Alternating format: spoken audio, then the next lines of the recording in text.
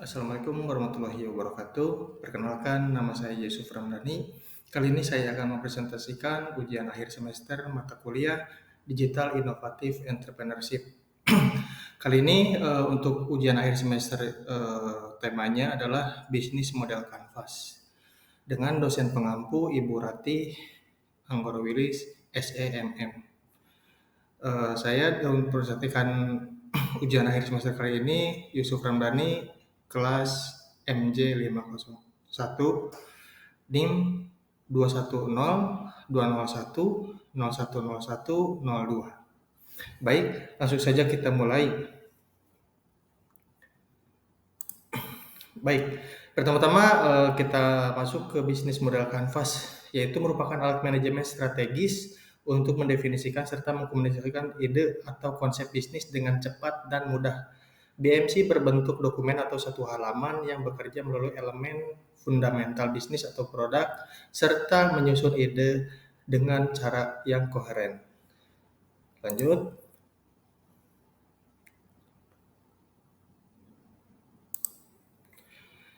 Baik, BMC sisi kanan berfokus pada pelanggan eksternal, sedangkan kanvas sisi kiri berfokus pada bisnis internal.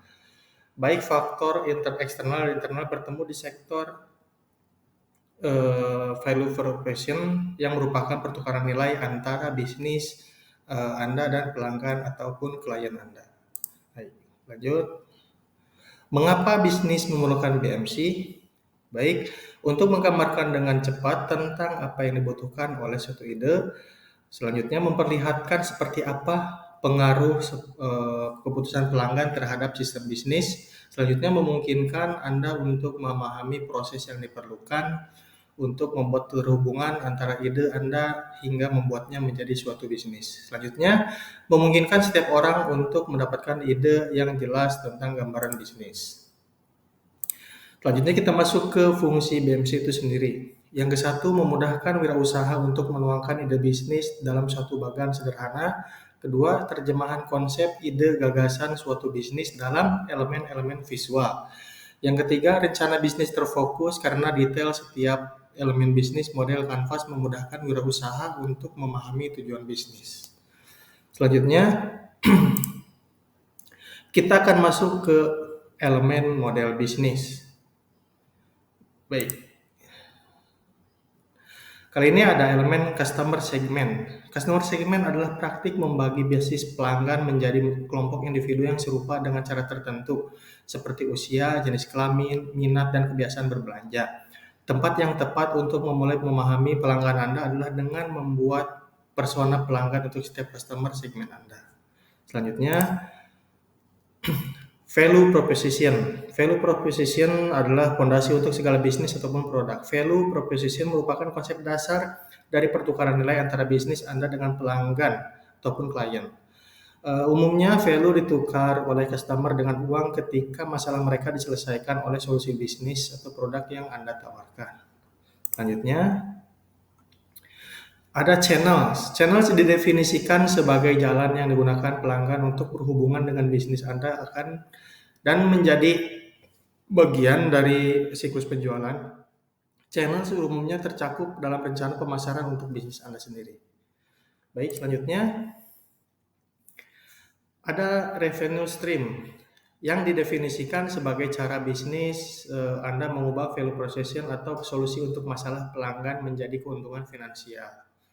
Penting juga untuk memahami harga bisnis Anda sesuai dengan pain of purchase customer sebagai alat untuk menyelesaikan masalah bagi pelanggan Anda sendiri.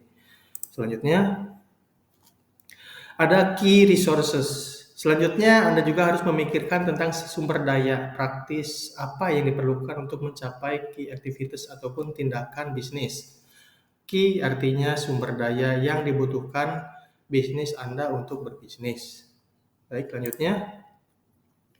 Customer relationship ataupun hubungan dengan customer didefinisikan sebagai bagaimana bisnis Anda sendiri nantinya berinteraksi dengan pelanggannya. Baik, selanjutnya ada juga key activities. Merupakan tindakan yang dilakukan bisnis Anda untuk mencapai value proposition bagi pelanggan Anda sendiri. Selanjutnya Ada key partnership. Key partnership adalah daftar ataupun perusahaan pemasok pihak eksternal lain yang memungkinkan Anda untuk mencapai key activities bisnis dan memberikan value kepada pelanggan. Gambaran dari key partners ini, jika bisnis saya tidak dapat mencapai value proposition sendirian, siapa lagi yang perlu saya andalkan untuk melakukannya? Seperti itu kira-kira. Selanjutnya yang terakhir ada cost structure. Di sini ada cost structure, bisnis Anda didefinisikan sebagai biaya moneter operasional bisnis, seperti itu. Baik, nah kita akan masuk ke case study, ya, studi kasus dari bisnis model Canvas ini. Baik, selanjutnya di sini saya membawa perusahaan Rans Entertainment untuk contoh bisnis model Canvasnya sendiri. Berikut ada key partner, key activities, value proposition, customer relationship, customer segment, key resources, channel, revenue stream, dan cost structures. Seperti itulah kira-kira. Di sini kita lihat ada beberapa poin yang nantinya akan dipaparkan di slide-slide berikutnya. Baik, pertama kita lihat terlebih dahulu untuk Rans Entertainment sendiri didirikan oleh pasangan selebritis Raffi Ahmad dan juga Nagita Slavina. Telah berkembang menjadi entitas yang besar dan terus melebarkan sayapnya ke berbagai sektor bisnis. Rans Entertainment yang awalnya merupakan kanal YouTube dan rumah produksi yang dibentuk pada 27 Desember 2015. Nama Rans merupakan gabungan antara nama Raffi Ahmad RA dan Nagita Slavina NS. Maka dari itu menjadi Rans. Baik, selanjutnya. Rans Entertainment dibangun untuk media hiburan untuk semua kalangan. Rans Entertainment bisa diakses oleh berbagai macam jenis usia. Konten yang dibuat dan juga acara yang diproduksi berusaha untuk membuat para penonton tertarik untuk menonton film dan acara TV. Baik, selanjutnya kita masuk ke value proposition. Nah, di sini Rans Entertainment memberikan kebebasan mengakses channel mereka di YouTube tanpa biaya. Apabila kita subscribe channel YouTube dari Rans Entertainment sendiri, otomatis kita bisa menikmati berbagai kontennya. Rans Entertainment pun menyediakan jasa promosi untuk yang memiliki usaha ataupun bisnis, ya sejenis endorsement seperti itu kira-kira. Baik, selanjutnya kita akan masuk ke channel.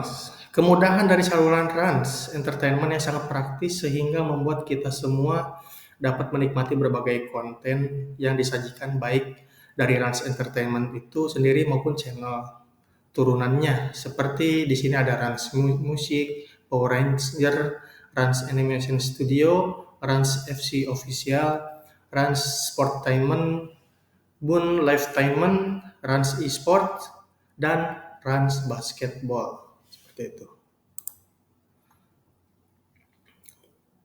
Selanjutnya kita masuk ke revenue stream.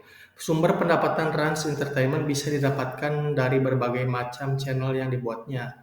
Dan juga Rans Entertainment akan mendapatkan pendapatannya dari investasi kolaborasi channel televisi lain.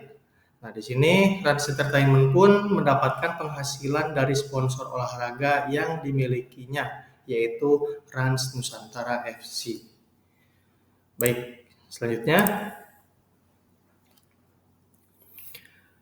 kita masuk ke key resources. Di sini sumber pendapatan lainnya dari sepak bola dan jasa untuk mempromosikan usaha ataupun bisnis kliennya.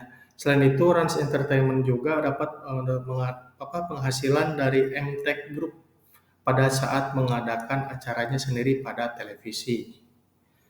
Baik. Selanjutnya kita masuk ke customer relationships.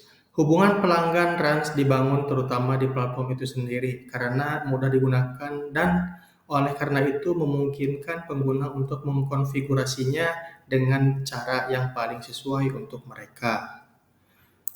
Baik, selanjutnya Ya, selanjutnya ada key activities. Rans Entertainment menawarkan siaran televisi yang didukung oleh MTech Group supaya semua masyarakat dapat menikmatinya apabila terkendala tidak memiliki perangkat untuk mengakses YouTube. Seperti kita ketahui, mungkin saat ini YouTube hanya bisa diakses oleh komputer, laptop, dan juga handphone seperti itu. Lain halnya dengan MTech Group yang ada channel di televisi. Baik, ya. Selanjutnya kita masuk ke key partnerships. Di sini Rans Entertainment memiliki banyak sekali jaringan. Di antara jaringan tersebut adalah media, produser, dan stasiun TV. Tidak hanya itu saja, Rans Entertainment juga hadir di berbagai media lain seperti YouTube, aplikasi video, dan lain-lainnya. Tidak hanya itu, key partners dari Rans Entertainment juga berasal dari para investor. Baik. Baik, selanjutnya di elemen yang terakhir ada cost structures. Di sini struktur biaya Rans Entertainment lumayan besar dan itulah sebabnya perusahaan memiliki arus kas yang naik dan juga turun. Karena model bisnis baru menutup investasi besar untuk mencapai posisi yang diperoleh pada perusahaan saat ini.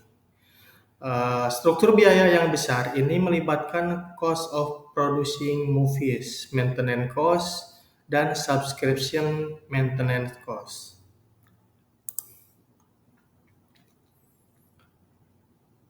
Terakhir kita akan masuk ke kesimpulan dari BMC ini, dari Rans Entertainment. Dan mungkin rekan-rekan sekalian juga akan menerapkan BMC ini dan kesimpulan ini pun bisa kita coba praktekkan. Di sini saatnya kita bahas tentang cara membuat bisnis model kanvas seperti berikut ini.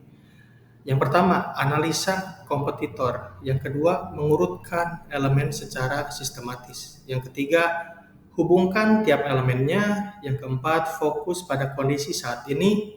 Dan yang kelima, melakukan review dari BMC itu sendiri. Seperti itu kira-kira. Baik, sekian video presentasi dari saya. Apabila ada kata-kata yang kurang berkenan, mohon dimaklumi. Saya tutup. Wassalamualaikum warahmatullahi wabarakatuh.